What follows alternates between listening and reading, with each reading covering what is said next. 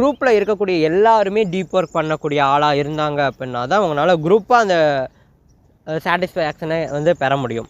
நீங்கள் வந்து இண்டிவிஜுவலாக நீங்கள் வந்து ஒரு ஓகே நான் டீப் ஒர்க் பண்ணுறேன் அப்படின்ட்டு இருக்கும்போது உங்கள் குரூப்பில் இருக்கக்கூடிய எல்லாருமே வந்து ஷாலோ ஒர்க் பண்ணிகிட்ருக்காங்க அப்படிங்கிறப்போ நீங்கள் தான் you are going to be unsatisfied at all. Okay, so நீங்கள் என்ன பண்ணணுன்னா உங்கள் குரூப்பை வந்து டீப் ஒர்க்கு பண்ணக்கூடிய பர்சன்ஸை வந்து நீங்கள் சூஸ் பண்ணி வச்சுக்கணும். ஸோ அவங்க வந்து எப்படின்னா அவங்களுடைய கோலும் ஒன்றா இருக்கணும், உங்களோட கோலும் ஒன்றா இருக்கணும். ஓகே, அந்த மாதிரி இருக்கணும். அப்படி இருக்கும்போது தான் அவங்களும் டீப் ஒர்க் பண்ணுவாங்க. ஓகே, அவங்களும் வந்து அந்த டைமில் இப்போ நீங்கள் பிரித்து வச்சுக்கணும். இந்த டைமில் வந்து நாங்கள் வந்து டிஸ்ட்ராக்ஷன்ஸ் எதுவும் பண்ண மாட்டோம், அதுக்கப்புறம் நம்ம ஃபுல்லாக டிஸ்ட்ராக்டடாகவே இருந்துக்கலாம்.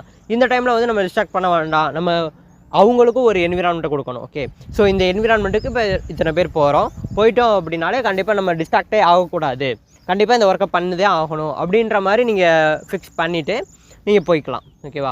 ஸோ அப்படி போகும்போது உங்களுக்கு அந்த என்விரான்மெண்ட்டு அந்த பர்சன்ஸ் அங்கே போயிட்டோம்னாலே நம்ம டீப் ஒர்க் பண்ண போகிறோம் அப்படின்னு கொஞ்ச நாள் ஒரு ஃபஸ்ட்டு 2 வீக்ஸ் ஓகே நீங்கள் வீக்லி ஒன்ஸ் தான் பண்ணணும்.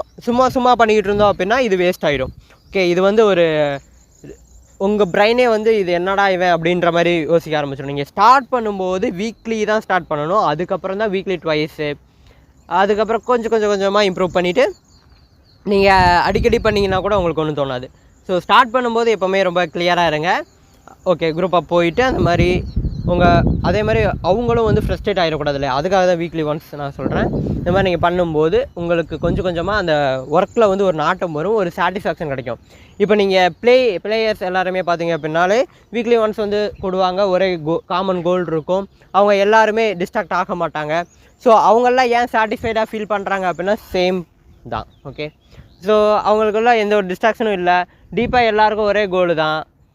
ஸோ யாருக்கும் எமோஷன்ஸ் அந்த இடத்துல இருக்காது.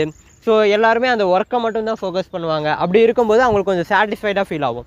அதையே தான் நம்ம பண்ணக்கூடிய எல்லா இதுலேயுமே நம்ம அப்ளை பண்ணும்போது நம்ம எல்லா இதுலேயுமே சாட்டிஸ்ஃபைடாக ஃபீல் பண்ணலாம். ஸோ எதையுமே வந்து இது வந்து ரொம்ப கஷ்டம், இது தனி அப்படின்னு பிரித்து வைக்காமல் எல்லாத்தையுமே ஒரே ரவுண்டுக்குள்ளே கொண்டு வந்து நம்மளால் எல்லாத்துல இருந்துமே நம்ம என்ஜாய் பண்ண முடியும். ஓகே, ஸோ ஒவ்வொரு ஒர்க்குமே என்ஜாய் பண்ண முடியும். அதை என்ஜாய் பண்ணுறதுக்கு நம்ம என்ன பண்ணணும் அப்படிங்கிறத நம்ம பார்க்கணுமே தவிர அதை விட்டுட்டு நம்ம தனியாக ஒரு என்ஜாய்மெண்ட் இருக்குது, இதை நம்ம தனியாக பார்க்கணும் அப்படின்னு பிரித்து பார்த்தீங்க அப்படின்னா கடைசி வரைக்கும் உங்களால் சாட்டிஸ்ஃபேக்ஷனே ஆக முடியாது. ஸோ இதெல்லாம் நீங்கள் தெரிஞ்சுக்கோங்க. வீடியோ ரொம்ப லென்த்தாக எழுத்துட்டு போயிட்டேன்னு நினைக்கிறேன், ரொம்ப பேசிகிட்டே இருக்கேன். Okay guys, from this week we are going to train the deep work. Okay, so weekly once நீங்கள் டீப் ஒர்க் பண்ணுங்கள். இதை பற்றி நம்ம கண்டிப்பாக அடுத்து ஒரு